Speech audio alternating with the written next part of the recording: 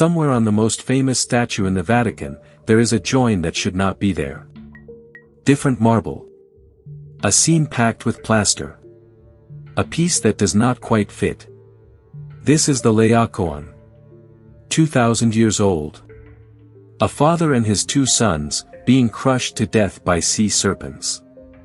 It has been called the most powerful image of human agony ever carved. Look at the face. He is being crushed to death, and his mouth is barely open. He is not screaming. He is sighing.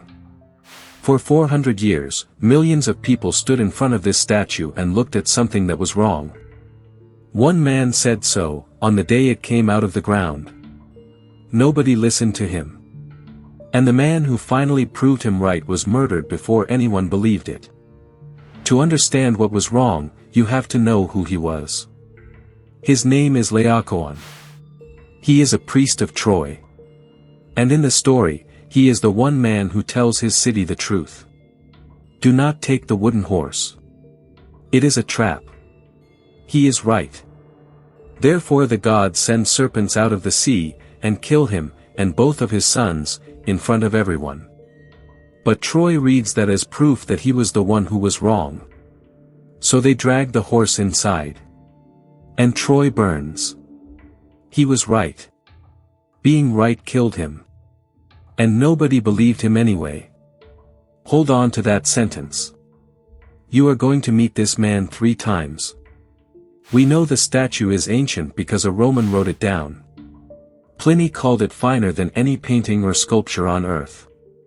And he said it was carved from a single block of stone. Remember that. It is wrong, and not in the way you expect. Then the statue vanished. For 1400 years, nobody knew where it was. January, 1506. A man is digging in his vineyard on a hill in Rome, on top of the buried ruins of Nero's palace. His shovel hits marble. He keeps digging, and a tangle of bodies and snakes comes out of the dirt. Word reaches the Pope within hours. And Julius II sends the best eyes in Rome. His architect. And a 31-year-old sculptor who has just finished a statue called David. Michelangelo. The architect takes one look and shouts, "That is the Laocoon, the one Pliny wrote about." A 1400-year-old book, naming a statue within minutes of it leaving the ground. Though I will be straight with you. Our only eyewitness wrote that down 60 years afterwards. The Pope buys it on the spot. And he pays the finder with the toll income of a Rome city gate. A statue, traded for a toll booth. But the statue came out of the ground broken. And the piece that was missing was the most important one in it. The father's right arm. Was he reaching to the sky, begging the gods? Or tearing the snake off his own body? The entire meaning of the statue was in an arm that no longer existed. So they held a competition to invent it. Sculptors modeled arms in wax. And the 2 greatest artists alive disagreed, to each other's faces. Michelangelo looked at the twist of the muscles and said, the arm was bent. Folded back. A man in a knot of agony. Raphael's camp said no. Straight. Thrown up to the heavens. Heroic. Raphael was the judge. Raphael's side won. And here is the honest version, which most tellings skip. Almost everything we know about that argument comes from one writer, Vasari, decades after the fact. Some serious historians think Michelangelo went along with the crowd in the end. What is certain is what happened to the statue. In 1532, a straight arm was bolted on.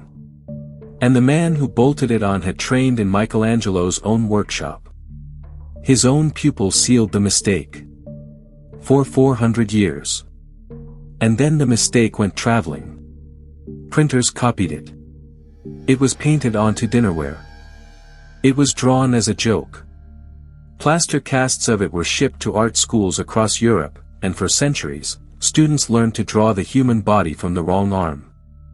Philosophers built theories of beauty on this statue. They were describing a pose it never actually held. His name was Ludwig Pollak. Born in Prague, into a Jewish family, and one of the sharpest experts on ancient art alive. A man who could look at a broken scrap of marble and tell you which lost masterpiece it fell off.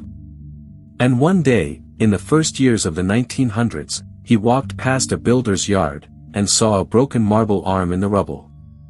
It was bent. Bent back, exactly the way Michelangelo had argued 4 centuries earlier. And here is the detail that should stop you. That yard was a few hundred meters from the spot where the statue itself had been dug up, 400 years earlier. The arm had never even left the neighborhood. Pollak handed it to the Vatican. He asked for nothing. And the Vatican put it in a storeroom, where it sat, on a shelf, in the dark, for about 50 years. A few rooms away from the statue it belonged to. By 1943, Rome was under Nazi occupation. Pollak was a Jew. His friends arranged a refuge for him inside the Vatican, and on the 15th of October, a car came to his door. He did not get in. The next day, the Nazis swept the Jewish quarter of Rome. Ludwig Pollak was taken, with his wife and both of his children. None of them came back. He was killed 14 years before the world admitted he was right. Because in the 1950s, somebody finally took that arm off the shelf, and held it up to the statue. And there it was. A drill hole in the ancient marble of the arm, lining up exactly with a matching hole in the shoulder. 2 holes, bored by the same hands, 2,000 years ago. They fit. Michelangelo, dead almost 400 years, had been right. Pollak, dead 14, had been right.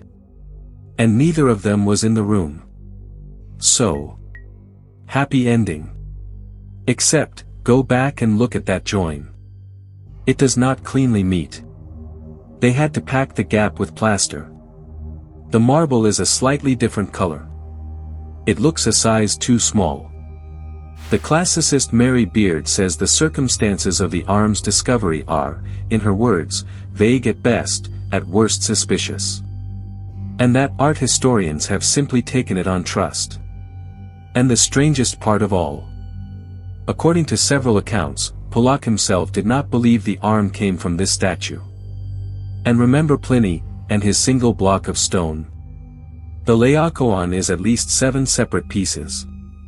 The oldest expert on this object was wrong about the most basic fact of it. So, was Michelangelo right? Probably.